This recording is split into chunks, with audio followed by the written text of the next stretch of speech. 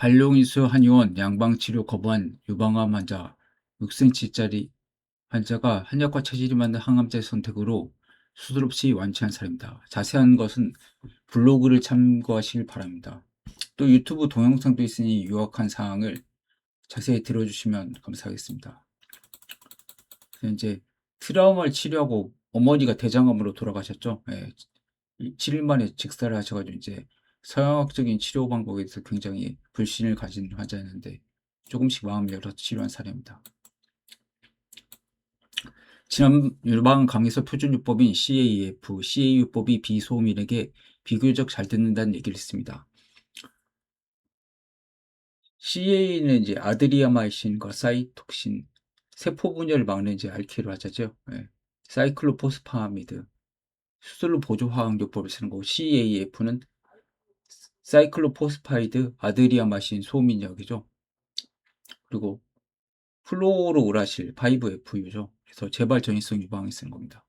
또한 유방암 표준 치료에서 사이클로포스파미드와 아드리아마신, 4차 이후의 텍솔 4차, 그리고 방사선 치료와 타목시펜을 사용하는 방식에 대해서 사용했습니다. 텍솔과 방사선은 이제 테임이고, 오늘날은 치료 방법이 좀 달라졌지만 예전엔 아로마타제 억제제보다는 타목시펜을 많이 사용했습니다. 그런데 이런 치료 방법이 태음인에게 비교적 잘 듣지만 소음인에게는 맞지 않는 경우가 많다는 이야기를 여러 번 했습니다. 왜 그런가 하면은 2기까지 유방암은 보통 성항암보다는 먼저 수술을 시행합니다. 그러니 수술이 완벽했다면 암 환자가 재발할 이유가 없을 것입니다.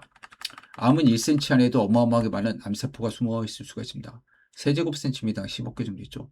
수술 과정에서 암세포가 혈관을 타고 전신으로 퍼질 수가 있다고 합니다. 그렇기 때문에 수술 이후의 조치가 매우 중요합니다. 올바른 체질에 맞는 항암제는 본인의 건강을 회복시키는 요법이 잘 맞았다면 재발을 막을 수가 있습니다.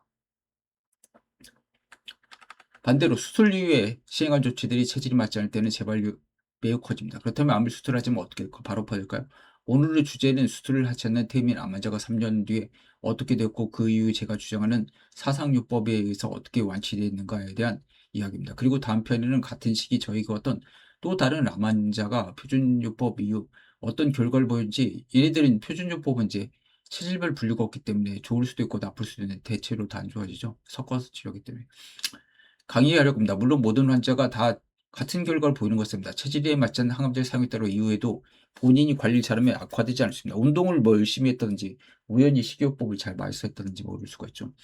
문제는 현대인의 생활이 너무 운동이 부족한다는 데 있습니다. 이전처럼 생활 자체가 노동이고 움직임이 때문에 암 환자들도 스스로 많은 산소를 필요로 하는 운동을 통해서 몸이 건강해질 수가 있습니다. 그러나 현대의 생활은 컴퓨터와 사무직 중심입니다.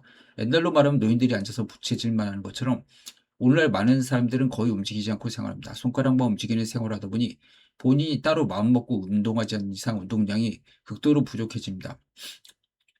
결국 산소 공급이 부족한 몸 상태가 되는 것이 큰 문제입니다. 무산소한 경우 마르부르크 가설에서 암이 이제 퍼질 수 있는 환경이 되죠.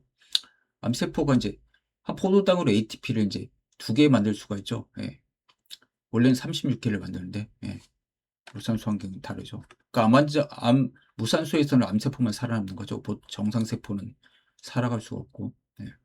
오늘 수술한 암 환자와 수술하지 않는 암 환자를 비교하는 강의 일환으로 2005년에는 유방암이 발생하고 2008년에 적어왔던 두 환자를 비교해 보렵니다. 우선 이번 편에서는 2005년에 진단을 받지만 수술하지 않던 태음인 환자부터 소개하겠습니다. 이 환자는 2005년 유방암 진단을 받고 종양 크기는 3cm 정도였다고 합니다. 이후 수술도 하지 않고 병원 치료도 받지 않은 채 본인 나름대로 관리를 하며 지냈습니다. 좀 특이하긴 하죠. 그리고 3년 후 2008년 2월 저에게 초진이 되어버렸습니다. 이 환자가 제게 온 이유는 치료를 받기 위해서가 아니었습니다. 음식을 어떻게 가려는지 자신의 체질이 무엇인지 알고 싶어서 온 것입니다. 2005년에 약 3cm였던 암을 전혀 손대지 않고 본인 방식으로 조절하면서 2008년까지 버틴 것입니다. 하지만 종양이 조금 커지자 뭔가 조치를 해야겠다고 생각하고 한의원을 찾았습니다. 제가 CT를 찍자고 하자 환자는 강하게 거부했습니다. 방사선이나 CT를 찍으면 종양이 자란다고 믿고 있었고 암 관련 책을 너무 많이 읽은 나머지 밀가루, 우유, 한약, 항암제까지 모두 거부하고 있었습니다. 이 환자는 밀가루도 태임인한테 먹으면 괜찮죠. 근데 물이 들어간 거, 이제 간이 돼 있는 소금 간이 있는 그런 국수라든지 뭐 수제비 이런 걸 먹어야죠. 이런 거 위주로. 그냥 단순히 밀가루 빵이 아니라. 채식 위주의 운동과 요법과 운동으로 버텼습니다. 소양인한테 좀 효과가 있을지 모르지만 별로 이렇게 효과가 없죠. 그러나 종양이 커지자 할 수 없이 저를 찾아온 것입니다. 저는 정확한 상태 알아야 치료 방향을 판단할 수 있기 때문에 CT 촬영이 필요하다고 했습니다. 결국 환자는 제 권유에 밀려서 2008년 2월 15일에 검사를 받습니다. 밤에 남편 같이 오게 해가지고 그랬죠. 그래서 이제 멀티플 베어리블 사이즈 인프 노드 있는 거죠. 어디 있냐면 라이트 엑시 머리 리전 앤드 브레스. 그래서 우측 애과 부위와 그 가슴 부위에 어 여러 개의 이제 크기가 다양한 사이즈의 이제 임파절이 있다. 예. 좀 임상 병기로는 이제 3기 A 또는 B이고 폐 종격동 흉벽 전이 소견 없고 CT에는 이제 특이 소견이 없다. 수술이 필요했던 상황이죠. 검사 결과 종양은 5.1, 3.3, 5.6 센티미터로 거의 6cm에 가까운 크기였습니다. 또한 겨드랑이에 여러 개의 임파절 종대가 관찰됐습니다. 전 치료 시작했다고 했지만 환자는 결단코 반대했습니다. 제가 왜 지금까지 치료받지 않고 버텼냐고 물어보니 사연이 있었습니다. 환자와 어머니가 대장암 수술을 항암치를 받았는데 일주일 만에 돌아가셨다는 겁니다. 제 생각에도 아마 그 어머니도 태음이었을 가능성입니다. 어머니가 수술하고 항암 전엔 돌아가실 정도가 아니었는데 복막 항암을 하고 나서 일주일 만에 식사하신 겁니다. 의사들이 사인을 하라고 했는데 항암을 냈는데 바로 돌아가시자 양방에 대한 믿음이 사라졌습니다. 대장암 포준 프로토콜 하나인 폴폭스 계열은 5FU 류코브린, 플라티넘 계열 백금이죠. 약물을 포함합니다. 제 관점에서 시스플라틴이나 카보플라틴은 소음인 약이고 5FU도 소음 방향성이 있습니다. 류코보린 엽산인, 네, 그것도 소음이죠. 류코보린 엽산 계열이기 때문에 영향이 크진 않다고 봅니다. 환자 어머니가 수술 후 복막항암을 받았는지 정확한 과정을 알 수가 없었지만 항암 후 일주일 만에 사망했다는 경험은 이 환자에게 매우 강한 충격이 되었습니다. 태음인은 자신의 경험을 매우 중요하게 여깁니다. 소음인은 논리적으로 따지고 확인하려면 태음인이 자신이 체험한 세계 속에서 결론을 찾습니다. 이 환자는 어머니 죽음 보고 항암제가 나쁘다고 확신하게 됐고 계속 치료를 피해 다녔습니다. 게다가 그 사이에 주변 후배들이 수술을 재발하거나 사망하는 사례를 보면서 그 신념은 더 강했습니다. 저도 소음인데 딱 보면은 논리적으로 따지려고 하죠. 그래서 코로나 백신 처음 나왔을 때 말이 안 된다. 백신이 보통 개발하려면 10년 걸리는데 1년도 안 돼가지고 나와가지고 전 세계를 상대로 사기치는 거다. 그래서 안 맞았죠. 예. 이 논리적으로 완전히 말도 안 되는 일이 벌어졌잖아요. 그리고 바이러스가 변이가 심한데 어떻게 그거에 딱 치료를 딱 그거에 맞춰서 할 수 있습니다. 그러면 또 바이러스가 또 변이되기 때문에 백신이 안 듣게 되죠. 그러니까 말이 안 되는 거죠. 그래서 제가 치료를 권했을 때도 항암 절대 하지 않겠다고 고집했습니다. 거기다가 자신 주위에 있는 후배들 유방 환자들이 3년을 견딘 동안 수술 항암을 재발해서 죽는 사람도 나고 나빠져서 고통받는 것을 보고 자신의 신념이 더 강해졌습니다. 그래서 나름대로 채식 위주 식사가 나쁘다는 것을 피하고 뭐 눅집 깔아먹기도 하고 예전에 그랬었죠. 근데 뭐 좋아지겠습니까? 운동을 열심히 하고 산에 다니면서 관리를 했는데 뭐 산은 좀 등산은 좀 잘하셨네요. 종양은 조금씩 커지자 식이요법을 알고자 한 것이었습니다. 그래서 처음에 CT를 찍자고 했더니 하도 암에 대해서 책을 많이 읽어서 방사선 촬영하면 암이 자란다고 해서 겁을 냈다. 본도 마포토 뭐 이런 의사가 있죠. 예. 근데 그 사람 방사선 치료는 또 막지는 않아요. 수술은 막아도 자신 방사 전치를 하니까. 밀가루도 해롭다. 우유도 해롭다. 한약도 나쁘다. 항암도 사람 죽인다는 식의 공포심에 사로잡혀서 운동과 식이요법으로 버텼는데 결국 종양이 커져서 처음에 3cm가 3년 만에 6cm가 된 것입니다. 종이 2배로 커져야 식이요법을 알고자 잤습니다. 2배가 아니죠. 사실 최적으로 하면은 이게 8배가 되는 거죠. 거의.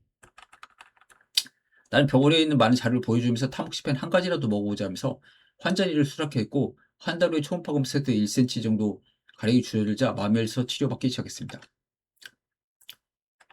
저는 여러 사례를 보여주면서 타모xifen 하나만 복용해보자고 설득했습니다. 저는 타모xifen이 호르몬 수용체, 여부와 관계없이 태음인에게 반응할 수 있다고 봅니다. 환자는 결국 타모xifen 복용을 받아들였고 한 달 후 종양이 1cm 줄어들었습니다. 환자는 항암 치료를 한사코 거부해서 방사선과 한약을 먹으면서 3개월을 치료하고 결과는 아주 긍정적이었습니다. 대부분 보이던 종양이 사라졌습니다. 물론 잔여 림프절 등은 아직 남아있지만. 종양이 줄어드는 것을 확인한 뒤 환자는 제 말 듣기 시작했습니다. 저는 항암과 한약을 함께 사용하자고 했지만 환자는 여전히 항암은 거부했습니다. 그래서 삼성의료원 박 선생님을 부탁해서 항암 없이 방사선 치료를 시행하게 됐습니다. 이후 한약 치료를 병행했고 2008년 4월 7월 3개월 뒤 영상을 비교해보니 종양이 거의 소실됐습니다.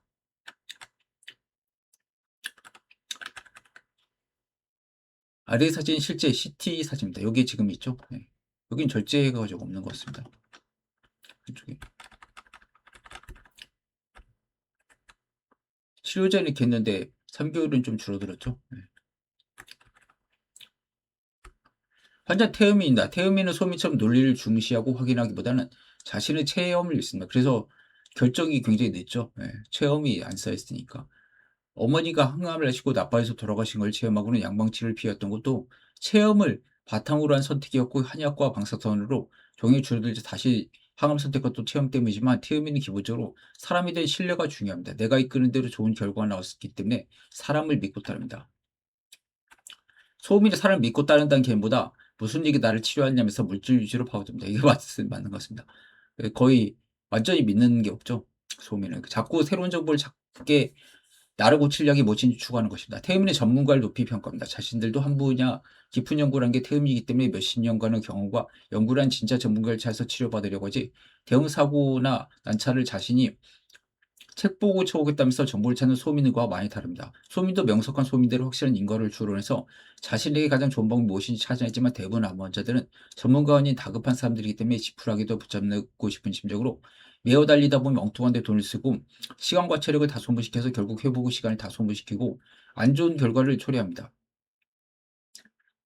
이런 단점과 달리 태민도 욕심이 많고 나태한 태민들은 내 몸을 노력을 통해서 암을 치유하려고 하지 않고 좋은 약과 비싼 약 먹고 가만히 앉아서 나태한 생활을 하면서 음식도 대충 가리고 하면 아무리 좋은 치료를 해줘도 그게 일시적이 결국 나빠지게 됩니다. 환자는 이후 항암을 수락했고 전 텍솔 6차만을 시행하고 있습니다. 텍솔 태음인약이죠. 6차 후 암은 거의 보이지 않는 상태가 됐고 오늘의 산부인과 종양의사인 나 원장님께 부탁해서 텍솔을 시행했습니다. 그래서 뭐 0시 방향, 9시 방향 이렇겠죠. 머치 임프루브드. 그래서 2008년 이후에 많이 개선이 됐다 이렇게 얘기 나왔죠. 마지막으로 2009년 1월 23일 다시 검사를 보니 병변은 5mm, 2mm, 1.7cm로 현저히 줄었습니다. 이후 3년 동안 한약과 타목 10회의 병합 치료로 자녀 병변이 조금씩 줄어들어서 2012년에 CT 이상 더 이상 암이 보이지 않아서 완치 판정을 했습니다. 이 사람을 수술 없이 유방을 보존한 상태에서 태민에게 맞는 텍솔과 방사선 한약 치료를 통해서 6cm 유방이 완치된 사례로 볼 수가 있습니다. 환자분은 항암이 끝난 2009년부터 3년간 한복식펜과 한약 치료로 잔여 종양들이 지속적으로 감소되면서 이 과정 저인사인 강남 영상학과 이신영 원장님께서 추적 관찰을 해주셨습니다. 그리고 2012년부터 치료를 시작한 4년 만에 그간 작게 보이던 인프젤도 모두 소실해서 완치로 판단하고 약물요법을 끊었고 지금까지 건재하게 계십니다. 다음 강의에서 이분과 똑같이 2005년도에 유방암 2기 발견으로 표준 치료 후 이분과 3년과 같은 시간이 재발해서 오신 분의 경험 토대로 사상의학적인 해석을 가미해 보겠습니다. 여기까지 하겠습니다.